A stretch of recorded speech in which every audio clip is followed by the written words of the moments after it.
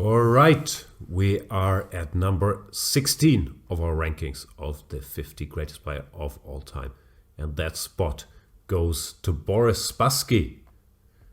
Spassky is born in Leningrad in 1937, and he is currently the oldest undisputed world champion still alive at age 83. Peter Spassky, of course, most well known for losing that 1972 match against Fischer, but he also did quite some winning, didn't he? Yeah, I mean, well, he's sort of our entry to this sort of first layer here we have of it's going to consist about mainly world champions, and well, that we rank him as sort of number 16, sort of behind some of the others, is that, well, as you stated, he did lose the World Championship match in 1972, and he also loses in 1966 to Petrosyan. So it's quite an achievement actually getting to a World Championship match, but he loses his first, and then he managed to fight back and actually qualify once more, which is very impressive, obviously. And then he beats Petrosyan. They have two pretty hard contested matches. And then, well, his third World Championship match, he loses clearly to Fischer in this well, spectacle we all know about and such. If you look at his world ranking, he gets to number 1, but for a kind of brief period for only 6 months total. And historical rating is 2773.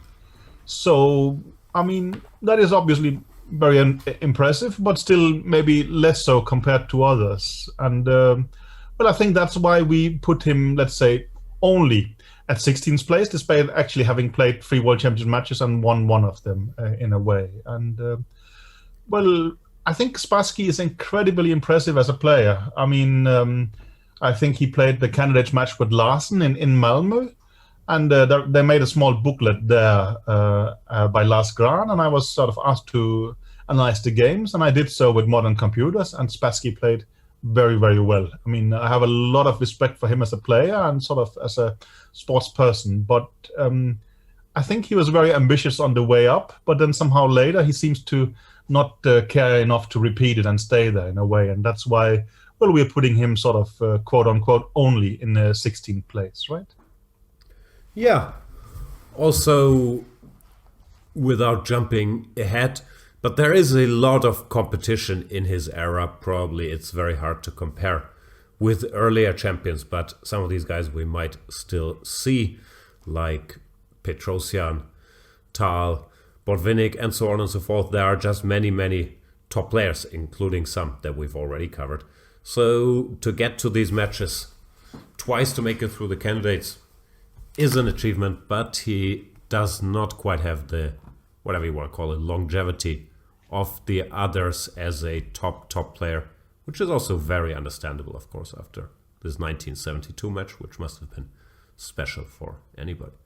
Yeah, well, he was the one who lost the world crown from the Soviet Union, right, which they kept for a considerable amount of time, and I think that must have been an incredibly stressful event, right? I think that, well, numerous books are written about it, and I think one thing I remember was sort of that Karpov was invited to play training games, and well, they played the first game. I think Spassky got lucky and sort of managed to swindle from a bad position, and his conclusion was just that I'm in excellent shape, no need to play more, but maybe on the contrary, he's a bit afraid to get too scarred by the young champion and such on his confidence level. But I mean, yeah, I think also the reason we actually do have him so high, because we have spoken about quite some number of players who's also won the World Championship at least once. But as you say, Spassky starts winning in an extremely competitive era, right? I mean, it's not like there's just one guy asking sort of to win. It's really a tough time at the moment, and he managed to qualify twice and such, right? It's no, he managed to actually get all the way at some very, we think basically this is a very strong time in the chess world history, right? Yeah. Gary wrote all these books about revolution in the 70s and so on. And okay, he's very much around before that, but it feels like players just got much stronger and there were more of them around. And Spassky, yeah, if we can take away the 1972 match and just look at his games, he was amazingly strong. Such a well-rounded player, great with the initiative, great in his openings, great Spanish player, and so on. So just on pure chess, I'm a big fan.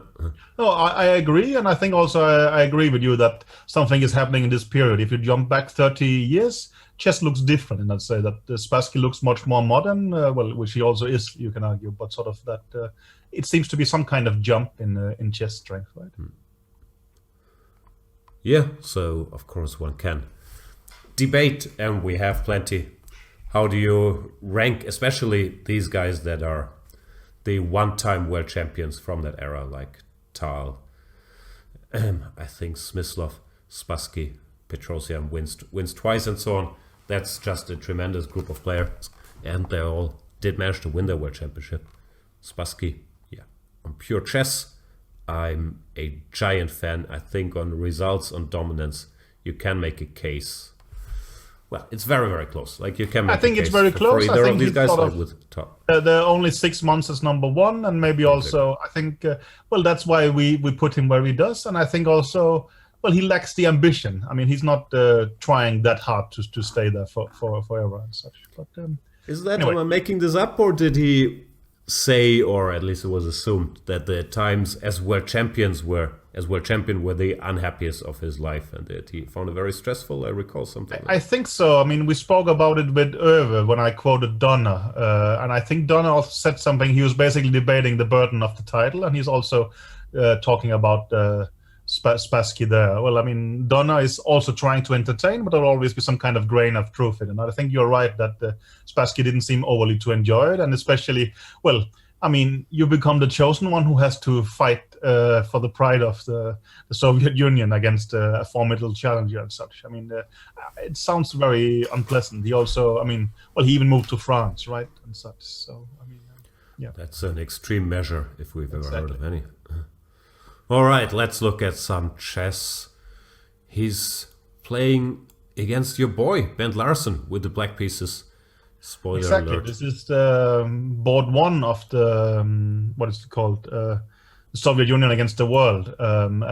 Very interesting match. Actually, quite recently, Douglas Griffin edited a book about it, sort of updated version of the classical book, and it's very, very interesting. And you get this idea of how important this match was, especially for the Soviets. There was a lot of, prestige riding on it and such, and it's debated in a very interesting way. Also, all the games are commented by players and such. And well, he plays board one against Larsen. I think the first game has been a draw, and now, well, this is the second one. Larsen pushes him a bit, especially here, you could argue, already with 1b3, but with knight to f3. And Spassky, just a direct active player, he's happy to get that. Actually, the computer says it's quite okay. It looks provocative, but it's not that bad. It's also typical Larsen. He provokes, and then sometimes it works, sometimes it doesn't. I think this one counts in the second category. Even the computer says knight f5 is not too bad. Yeah, I recall knight f5 here. And anyway. Messy. Knight takes c6, d takes c. With colors reversed, this is still sort of a typical thing. This e4, c5, knight f3, knight f6, you get similar stuff. Anyway, Spassky gets the pieces to sensible squares. And I think bishop e2 is just a horrible move as far as I recall. Maybe bishop e2 is not too bad. You should probably play a3 or knight c3, and the knight can go to e2 and g3 and such. It's not, I mean, well, it's, Larsen's concept is not too bad, but then quite soon he makes a pretty bad move, and that's it. All right. But again, Spassky's play is extremely logical, right? Yeah. Larsen plays f4. And I think, well, this is also typical Larsen. He has the possibility to play f4, so it's very tempting to do it. It's almost like saying, haha, you allowed this possibility, now I'm going to crush you long-term strategically and such. But not on this day. Yeah. Spassky jumps into action with knight g4, threatening a check. And going here probably. Also some sacrifice on e3 in the air. Yeah, or G3. even on d2 actually. Also, rook takes d2 is also serious. But Spassky plays from here on. He plays extremely well. It's a pretty short game. Spoiler alert. Yeah. But I think most knows this game. Yeah. h5 plate, of course, g3, inviting that. But the reason this game is rightly well known is what happens next after h3. Also, this combination. poor Bent, right? He had a long argument with the organizers about who should play board 1 and him or Fischer, and he was putting in, all his prestige on it, and then he gets board 1 and he draws the first, and the second one this happens, right? It's couldn't have been very pleasant to sort of join his teammates for dinner later that night. Yeah. Although you also mentioned it was his style to try to pose unusual problems, and often it worked and sometimes it didn't. Yeah. Sure, he will stand by that he was trying to provoke. The problem was the move f4, not the events leading up to that. Well, this is a beautiful position. He's down 2 pieces, but there's really nothing you can do. If you take on h8, just take back, and there's just no way of defending. The problem is, of course, rook h1 followed by g2 is, you can probably go g2. Rook h1 is really gonna cash in, right? Bishop f1, g2. And it's such an unstoppable attack. I remember looking at it, and white looks a bit solid, but it's just too late, and his king is caught in the center. And Spassky is missing a tempo here. Knight c3, long cast. Yeah, Spassky is just pouring all his energy in. But of course, the star move is what comes now, right? He's giving the rook for a tempo. Rook h1, just so he can go g2, attacking this rook, and give a check here. And if rook g1, then check and queen f2, and it's really over. The problem is that, you are basically giving mate, right? Queen takes g1, the king is still trapped there. So, you can play king c1, but it's going to end up in disaster, right? So it's it's such a brutal attack. It's just yeah. So Larsen tries rook to f1, but it does not change anything substantially right now. No, it's just mate with checks now. Check and bishop g4 check. King c1, queen e1. And if bishop e2, it's queen h1 made immediately. So, this is. It's such a logical, beautiful game by Spassky, and he's just developing. He's creating great tactics and calculating and shots, and he's doing on an incredibly prestigious event, right? And this is we all get to know Spassky for the 72 match, and that counts for a lot, obviously. But one shouldn't underestimate what strong a player he was. And I said, I would say buy the book, but at least look at the games from the Spassky Larsen match. It's very interesting chess, and Spassky is playing very, very well. It seems a difference to 30 years earlier, as we spoke of, right? Yeah, I agree. I think he's underrated, not in our ranking, but just as an all-around chess player. I don't think his games have always gotten the notoriety they deserve. But also, narrative he seems too graceful a loser, right? He's basically like he's a Fischer fan, and he praises Fischer, but he ends up downplaying how good he was himself, basically. Exactly. And such. He plays the role of the loser, and he seems to enjoy being that part of history instead of actually. He could push himself up a bit more, right? Yeah. Then again, it's always about happiness and so on, but probably he was more comfortable after he was out of this. Pressure and of course, unfortunately, considerably later in life, he seemed to have a bad period and suffered quite a lot, right? I think also. But beating Fischer on the happiness level afterwards is not too difficult, unfortunately. But even with a normal comparison, I think Spassky did a lot of good things for his life, as you said, right? And seemed to be. I was lucky enough to meet Spassky in Bilbao 2008, just before the World Championship match. There was a tournament there, and I don't think I went for a walk for him, but I spoke for him for like 20 minutes, and it was very interesting. Just an enjoyable guy, was happy to talk, tell stories and such like that. Seemed to be having a good time at the time. Then later came some issues, unfortunately. Yeah.